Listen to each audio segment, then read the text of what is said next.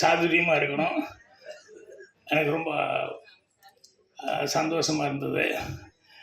என்னென்னா, ஒரு ஹோட்டலுக்கு சாப்பிட வந்த ஒரு ஆள் எல்லோரும் சாப்பிட்டு அப்படி இப்படி எந்திரிச்சு போகும்போது இருந்தாலும் கொஞ்சம் வெயிட் பண்ணிட்டு இருந்து, அதுக்கப்புறம் இவர் மெல்ல ஒரு 5-6 பிளாஸ்டிக் பையோடு எந்திரிச்சு இவர் போய் மற்றவங்கெல்லாம் சாப்பிட்டு பேலன்ஸ் அங்கங்கே பிளேட்டில் கொஞ்சம் எக்ஸ்ட்ரா ஆகி போச்சுன்னா மிச்சம் வச்சுக்குவாங்க இல்லையா, அந்த மாதிரி இட்லி தோசை இது மிச்சம் வச்சாங்களோ அதெல்லாம் ஒவ்வொரு பிளாஸ்டிக் பையிலையும் ஒவ்வொன்றிலையும் போட்டு லோட் பண்ணி அதெல்லாம் எடுத்துக்கிட்டு அப்புறம் இவர் பில்லு கொடுக்க வேண்டியது கொடுத்துட்டு டிப்ஸு கொடுக்குறதும் சர்வருக்கு கொடுத்துட்டு புறப்பட்டார். இது வந்து ரெகுலராக ஒரு 2-3 நாள் கவனிச்சுட்டு இருந்து அந்த ஹோட்டல்காரர் அவர் எங்கே போகிறாரு, அது அவர் சாப்பிட்டாரு பில்லு கொடுத்துட்டாரு, ஆனால் அடுத்தவங்க சாப்பிட்டதான் எடுத்துட்டு எங்கே போகிறாருன்னு சொல்லி பின்னாலே ஆள் விட்டு பார்த்தா அவர் போய் ரோட்டில் கை கால் இல்லாமல் ஊனத்தோட பிச்சை எடுக்கிறவங்க அல்லது ரொம்ப ஏழ்மைப்பட்ட பிளாட்ஃபார்மில் படுத்திருக்காங்க, அவங்க ஒவ்வொருத்தருக்கும் இந்த பிளாஸ்டிக் பையில் இருக்கிறத வந்து கொடுத்து ஹெல்ப் பண்ணிட்டு போனார். எதுக்கு சொல்ல வரேன்னா, உதவி செய்கிறது அப்படிங்கிறதுக்கு வந்து பொருளாதாரம் தான் இருக்கணுங்கிறது இல்லை, மனசு நல்ல மனசு இருந்தால் போதும். ஸோ அந்த ஆள் வந்து அவருக்கு காசு இருக்கோ இல்லையோ கௌரவம் பார்க்காம அடுத்தவங்க சாப்பிட்டது அது மிச்சமாகிறது அதெல்லாம் எடுத்து கொண்டு போய் அதை கொண்டு போய் மற்றவங்களுக்கு உதவிட்டு போகிறது ஒரு கொள்கையை வச்சு பண்ணிட்டு இருந்தார். இதை பார்த்ததுக்கப்புறம் அன்னையிலேருந்து அந்த ஹோட்டல்காரர் அவருக்கு பில்லும் போடுறதில்ல, அந்த சர்வர் கூட டிப்ஸ் வேண்டாங்க அப்படின்னு சொல்லிட்டு அது வேண்டாங்க. அந்த மாதிரி பீட்டர் செல்வகுமார் வந்து பண்ண கல்வி உதவி இருக்க அது வந்து அவருக்கு நிச்சயமாக கண்டிப்பாக கை கொடுக்கும். ஏன்னா அதுக்கு உதவுற மாதிரி வந்து பெரிய உதவிங்கிறது வேறு எந்த உதவியுமே இருக்க முடியாது. அதை வந்து நான் இப்போ வந்தெல்லாம் அங்கே இதுக்கு முன்னால் ஃபங்க்ஷனுக்கு போனப்பெல்லாம் கூட வந்து அவருடைய நலத்திட்டங்கள் நிறைய விஷயங்கள் நான் கேள்விப்பட்டேன். அதே மாதிரி ஸ்கூலுகளுக்கெல்லாம் செய்கிறதுங்கிறது வந்து நிறைய செஞ்சிட்ருக்காரு. அதனால் அந்த மனசு இருக்கணும். சும்மா அந்த மனசு இருக்கிறதுனால தான் அவருக்கு வந்து இன்றைக்கி வந்து அப்பா அவர்கள் சொல்லும்போது கூட ரொம்ப அவர் புள்ளிவிவரமாக சொன்னார். ஒரு 3000 லேடிஸ் பொங்கல் வச்சு 3000 பெண்களை வச்சு பண்ணது அப்படிங்கிற மாதிரி சொல்லி அதை சொன்னார். இன்னும் நிறையா ஸ்கூல் வந்து எவ்வளோ தூரம் கணக்கு எடுத்து வச்சுக்கிட்டு இந்த பள்ளிக்கூடத்துக்கு இது பண்ணியிருக்காரு, அது கலையரங்கம் கட்டியிருக்காரு, கிளாஸ் ரூம் கட்டியிருக்காரு அப்படிங்கிறத ரொம்ப இதாக சொன்னார். எனக்கு அது ரொம்ப சந்தோஷமாக இருந்தது. அப்புறம் அவர் வெளியே பேசிகிட்டு இருக்கும்போது சொன்னார், நான் சினிமாவில் அதிகமாக பார்க்குறது இல்லை அப்படின்ட்டு. அப்புறம் என் பேர் சொன்னோடனே இந்த கேரளா பொண்ணை எடுத்து விட்டு குடி வருமா, அது என்ன படங்க, அதை மட்டும் கரெக்டாக காமெடி சீனை பார்த்து வச்சிருக்கேன்னு சொல்லி, ஸோ கேரளா பெண் அப்படிங்கிறதுல வந்து அவருக்கு ஒரு அட்ராக்ஷன் இருக்குதுங்கிறது அதான் காமெடியாக அது வந்து படத்துக்கு வச்சுருந்தேன். அது அவரு கூட ரொம்ப ரசிச்சிருக்காரு. அவர் பேசும்போது பல நல்ல விஷயங்களை பேசினார். கடைசியாக வந்து சேகர் கூட சொல்லிக்கிட்டே இருந்தார், எப்படி எந்த மீட்டிங் கூப்பிட்டாலும் இவங்கெல்லாம் கடைசியில் ஒரு பொலிட்டிக்கல் மீட்டிங் மாதிரியே அதை கரெக்டாக கொண்டு வந்துடுறாங்க அப்படின்னு சொல்லி சொன்னார். ஏன்னா அவங்களுக்கு தொழில் அதுதானே, அது கரெக்டாக பண்ணி ஆகணும் இல்லையா. அதில் அவர் கடைசியாக பேசுனது வந்து நிச்சயமாக ஒரு வாகை சூடுவார். எப்படி சினிமாவில் ஜெயித்தாரோ மக்கள் பணியில் ஜெயித்தாரோ அது மாதிரி அரசியலையும் ஜெயிப்பார், ஒரு உயர்ந்த இடத்துக்கு போவார். என்னுடைய வாழ்த்துக்கள், நன்றி. கனவை பொன் மாணிக்கம் இருக்காரா, அவர் இல்லாத எப்படி. எம்ஜிஆரை பற்றி மிக சிறப்பான ஒரு புத்தகம் எழுதியவர், பாக்யராஜுடைய ரொம்ப சிஷ்யன். பாக்யா பற்றியில் பல வருஷம் ஒர்க் பண்ணவர். இது ரொம்ப ஆச்சரியமான ஒரு ஃபங்க்ஷன். எனக்கு வந்து ரொம்ப ஒரு திடீர்னு கூப்பிட்ட ஃபங்க்ஷன். நேற்றுக்கு வந்திருந்தார் சார், வரணுன்னார், வாங்க சார் அப்படின்னா வந்தால் நாளைக்கு இருக்கும் எனக்கு ஒரு ஃபங்க்ஷன் இருக்குது அப்படின்னா, என்ன சார் இவ்வளோ சீக்கிரம் இப்படி கூப்பிட்றீங்க என்ன. அது வழக்கமாக சினிமாவில் கூப்பிடாத இருக்கிறதுக்கு லாஸ்ட் மினிட் கூப்பிட்றது பெட்டர் அப்படிங்கிற மாதிரி ஒரு விஷயம். வந்தவங்க எல்லாருக்கும் இவரை தான் நம்ம பாராட்டுறதுக்கு வந்திருக்கோம். அவர் என்னடான்னா எல்லாருக்கும் ஷால் போத்துறாரு. இந்த ஷால் ஒன்று தான் உலகத்துலேயே முருகனுக்கு அடுத்தபடியாக சுற்றி வருது. அதை நம்ம ஜாக்கிரதையாக மடித்து வச்சு அடுத்தவங்களுக்கு போட்டு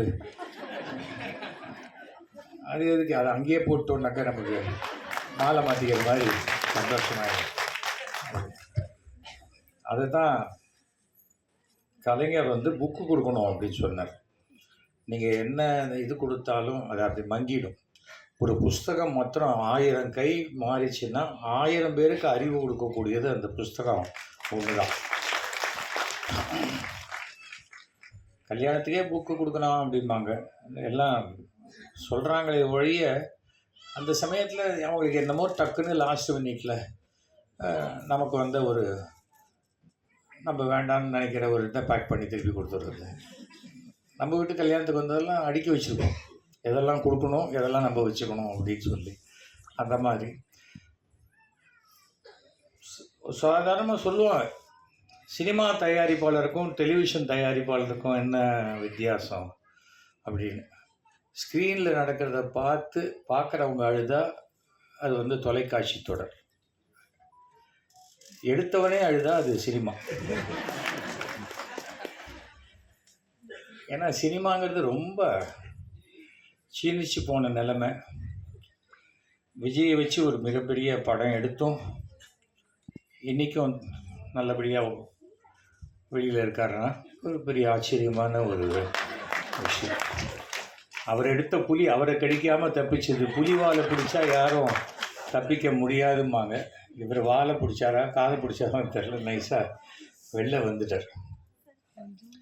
ஏன்னா சினிமாவில் வந்து அவங்கவங்க சர்வை பண்ணுறதே ரொம்ப கஷ்டமான காலகட்டத்தில் இத்தனை பள்ளிக்கூடங்களை கட்டுவதற்கு உதவியாக, குழந்தைங்க படிக்கிறதுக்கு உதவியாக, ஒரு கிராமத்துக்கு அப்படிங்கிறது பல விஷயங்கள் செய்யறதெல்லாம் ரொம்ப பெரிய விஷயம். இத்தனை பெண்கள் ஒரே சமயத்தில் வந்திருக்கீங்கனாலே அது ரொம்ப ஆச்சரியமான விஷயம். என்ன ஓட்டு கேட்குறதா இருந்தாலும் சரி, எதுவாக இருந்தாலும் சரி, முதல் வார்த்தையே தாய்மார்களே அப்படின்னு தான் ஆரம்பிப்பாங்க. தாய்மார்களுக்கு பிடித்த படம் தான் ஓடும். எந்த அடல் சொல்லி படுத்தியாவது தாய்மார்களுக்கு பிடிச்ச படம்னு சொல்லியிருக்காங்களே, சொல்லவே மாட்டாங்க. என்னை கூட கேட்டாங்க, யூ சர்டிஃபிகேட்டுக்கும் ஏ சர்டிஃபிகேட்டுக்கும் என்ன வித்தியாசம்னு. குடும்பத்தோடு போய் பார்த்தா அது யூ சர்டிஃபிகேட், அதே படத்தை குடும்பத்தில் இருக்கவங்க தனித்தனியாக போய் பார்த்தா அது ஏ சர்டிஃபிகேட். ஆனால் ஒரு கடைக்கோடி கிராமம் நம்ம சொல்கிறோம் கன்னியாகுமரி, எத்தனையோ பேர் கன்னியாகுமரி, நான் சிங்கப்பூர் போயிருக்கேன், மலேசியா போயிருக்கேன்பாங்களே ஒழிய நம்ம தமிழ்நாட்டில் இருக்கக்கூடிய எத்தனை ஊர்கள் பார்க்க வேண்டிய ஊர்கள். உலகத்தில் இருக்கிறவங்கெல்லாம் அங்கே வந்து பார்த்துட்ருக்காங்க. ஆனால் நாம் என்னடா, நான் சிங்கப்பூர் போனேன், என்ன வாங்கிட்டு வந்தேன், நான் அங்கே வந்து ரொம்ப இந்த பொம்மை வாங்கினோம், அது இங்கே மந்தவெளியே கிடைக்கிது பாருங்க.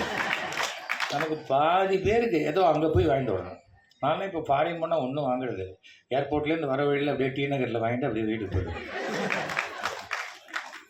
அவங்களுக்கு ஏதோ வாங்கிட்டு வரணுமே ஒழி, அது என்ன சிங்கப்பூரில் போய் 2 ரூபா பொருள் 7 ரூபாய்க்கு எதுக்கு வாங்குறது, அதுவும் பேரம் பேசி வாங்கி. இது வந்து முன்னாடியெல்லாம் டெல்லிக்கு போனால் அப்படி தான் வாங்குவோம். டெல்லிக்கு போய் பாதி பேர் ஏமாந்து போயிடுவாங்க. நான் சொல்கிறது பொதுவாக சொல்கிறேன். டெல்லிக்கு போனவங்கெல்லாம் வந்து அதில் இந்த நமக்கு தமிழ்நாட்டில் இல்லாத எந்த ஸ்டேட்லேயும் கிடையாது. கொடுத்தாரு. அந்த ஊருக்கு ஒரு பெரிய வரலாறு உண்டு. கன்னியாகுமரி மாவட்டத்தில் உள்ள மிக முக்கியமான சுசீந்திரம் தானுமலையான் ஆலயத்தின் அருகே இருக்கின்ற ஒரு நல்ல ஊர் மயிலாடி. கல் தொழில் நிறைய செய்வாங்க. 1835 வரை இந்த மேடையில் இருக்கவங்க எல்லாருமே யாருமே பள்ளிக்கூடம் பக்கம் தெருவுக்கே போக முடியாது. படிக்க உரிமை இல்லை நமக்கெல்லாம்.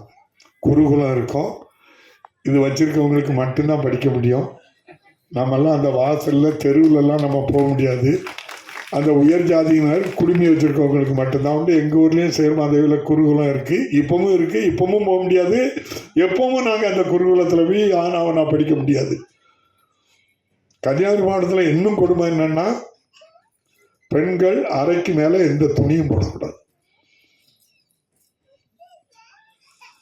அதான் சித்தாந்தம். திருவாங்கூர் மகாராஜா சட்டம் அது. யாரும் மறுக்க முடியாது, யாரும் அங்கே போக முடியாது. பெண்களுக்கு மார்பில் துணி போடணும்னா வரி கட்டணும்.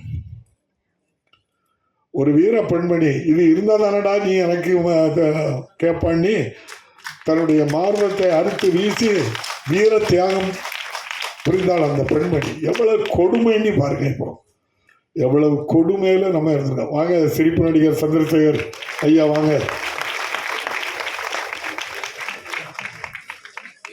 எஸ்வி சேகரை சரியா சொல்லிட்டோம்ல, போதுமே. அது சந்திரனா இருந்தானே, எஸ்ஆ இருந்தானே, விஆ இருந்தானே, சந்தோஷம்தான். ஆக அப்படிப்பட்ட நிலை அந்த காலகட்டத்தில்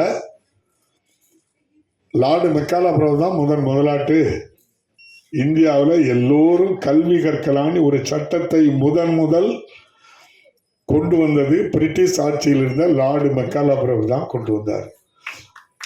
அதுதான் இன்னைக்கு வரைக்கும் RSS சித்தாந்தம் உள்ள இவன் கூட ஒரு 5-6 மாதத்துக்கு முன்னால் நம்முடைய பாதுகாப்புத்துறை அமைச்சர் வேற என்ன ராஜ்நாத் சிங் ஐயா சொல்லுவாங்க, இந்திய கலாச்சாரத்தை அழித்தவர் லார்டு மெக்காலா பிரபுவாங்க. ஐயா கவர்னர் ரவிகிட்ட போய் கேளுங்க, இந்திய கலாச்சாரத்தை அழித்த கொடுங்கோலர் யாருன்னா லார்டு மெக்காலா பிரபு. ஏன்னா எல்லோரும் கல்வி கற்கலான்னு எப்படி சட்டம் கொண்டு வரலாம், அது அவ்வளவுதான், வேற ஒன்றும் இல்லை. அவர் ஆட்சியில் இருக்கும்போது 2 லட்சம் ரூபா கொடுப்பாங்க, அவங்க மட்டும் சமஸ்கிருதமும் மற்ற மொழிகளையும் படிப்பாங்க, அவங்க மட்டும்தான், வேற யாரும் படிக்க முடியாது. அந்த காலகட்டத்தில் இதை கொண்டு இருக்கும்போது முதலாக அந்த மயிலாடியில் முதல்ல 1836 முதலாக அந்த தென்னிந்திய ரிங்கிள் தௌபே என்பவர் முதலாக பள்ளிக்கூடத்தை ஆரம்பித்து எல்லோரும் வாருங்கள், ஜாதி சமய இன வேறுபாடு இல்லாமல் எல்லோருக்கும் கல்வி கற்றுக் கொடுக்கக்கூடிய முதல் பள்ளிக்கூடம் கன்னியாகுமரி மாவட்டத்தில் அந்த ரிங்கிள் தௌபே பள்ளிக்கூடம் தான். அந்த பள்ளிக்கூடத்துக்கு தம்பி பள்ளி கட்டிடமும் கலையரங்கமும் கட்டி கொடுத்ததுக்கு உங்கள் சார்பாக நான் இந்தி மொழி பேசுகின்றார்கள். இதற்காகத்தான் நம்மகிட்டையும் நாக்கில் தேனை தடவி நம்மளை கட் பண்ணதுக்காக இன்னொரு மொழியை தானே படிக்க சொல்லிட்டோம் அப்படிங்காங்க. அந்த மொழி பேசவங்க கிட்டத்தட்ட 1 கோடி பேர் தமிழ்நாட்டில் பணியில் இருக்கின்றார்கள், சாதாரண பணியில் இருக்கின்றார்கள். திருவள்ளூர்லேருந்து கன்னியாகுமரி வரை போனால் பீகாரை சேர்ந்தவர்கள், ஒரிசாவை சேர்ந்தவர்கள், நார்த் ஈஸ்டை சேர்ந்தவர்கள் எல்லோரையும் கண்ணியத்தோடு அவர்களை தங்க வைத்து நமக்கு சாமானிய மக்களுக்கு, நம்ம மக்களுக்கு வேலைக்கு எவ்வளவு ஊதியம் கொடுக்குமோ அதே அளவு ஊதியமும் கொடுத்து அவர்களை தங்க வைத்து கண்ணியத்தோடு நடத்தி 1 கோடி பேர் தமிழ்நாட்டில் இருக்காங்க. 1 கோடி பேர் இந்தி பேசுகின்றவர்கள் இருக்காங்க. ஆனால் நம்முடைய மொழி பாடமானது முதல் மொழி தமிழ் தாய்மொழி, 2வது மொழி ஆங்கிலம். தேவையான எந்த மொழியும் நீங்கள் படிச்சுக்கிட்டு இருக்கோம், அதுக்காக எந்த ரெஸ்ட்ரிக்ஷனும் நம்ம பண்ணலை. ஆகவே தான் நாங்கள் சொல்கிறோம், ராஜஸ்தானியை போலத்தான் இந்தியா முழுவதும் பல இடங்களில் வந்து இப்போ இந்தியாவில் தமிழ்நாட்டை பார்த்து காஷ்மீரில் முப்தி முகமது அந்த அம்மா அங்கே போய் ஒரு மத்திய அமைச்சர் போய் ஒரு வார்த்தையை கேட்குறார். அந்த அம்மா பதில் சொல்லுது, இதே வார்த்தையை தமிழ்நாட்டில் நம்முடைய முதலமைச்சர் பெயரை சொல்லி நீ உன்னால் கேட்க முடியுமான்னு கேட்கு. மகாராஷ்டிராவுக்கு போனாக்கி அவங்க ராஜ் தாக்கரே அவங்க எல்லாருமே தமிழ்நாட்டை போல் தாய்மொழி வேணும், தாய்மொழியை பாதுகாக்க வேண்டுங்கிறாங்க. வெஸ்ட் பெங்காலில் போனால் தமிழ்நாட்டை போல் நம்முடைய வங்காள மொழியை பாதுகாக்கணுங்கிறாங்க. கன்னடத்துக்கு நீங்கள் போனீங்கன்னா அதே வார்த்தை அங்கே சொல்கிறாங்க. இன்னைக்கு இந்தியாவுக்கு நம்முடைய தமிழ் மொழி அழிந்தால், நம்முடைய தமிழ் அடையாளம் அழிந்தால் அதோடு நம்முடைய மாண்பே என்ன செய்கிறோம் பேரும். அதுக்காக பிற மொழிகளை மீது நம்ம கோவப்படலை, அதை எதிர்க்கலை, படிக்காதுன்னு சொல்லலை. ஆனால் அதை நம்ம திணிக்கக்கூடாது என்பதில் நம்முடைய முதல்வர் மிக உறுதியாக இருக்கின்ற காரணத்தினால்தான் பெரியார், பெருந்தலைவர் காமராஜர் தான் சொன்னார் அசம்பிளியில் வச்சு, ஆட்சி மொழியா இங்கிலீஷை சொல்லுங்க, இல்லைன்னா அந்த இடத்துல இந்தி குந்திக்கணும்னு சொன்னார். அவர் சொன்ன வார்த்தை அசம்பிளியில் அப்படியே இருக்கு. மொழி நமக்கு மிக மிக முக்கியம்.